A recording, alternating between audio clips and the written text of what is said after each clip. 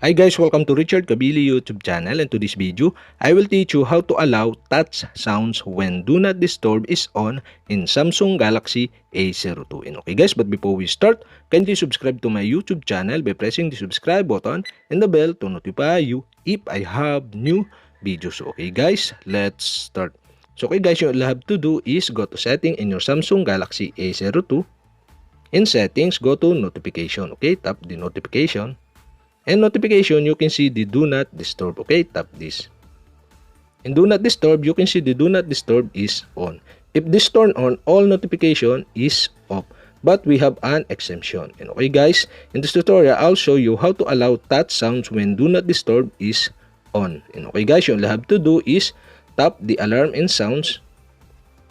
And now here you can see the touch sounds. And on the right side, you can see the switch button. And okay guys, to allow the touch sounds when do not disturb is on, you'll have to do is switch on the switch button on the right side of this touch sounds.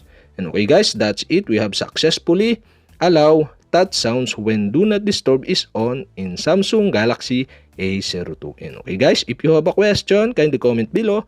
And don't forget to hit the subscribe button and the bell to notify you if I have new videos. Okay guys, thank you for watching.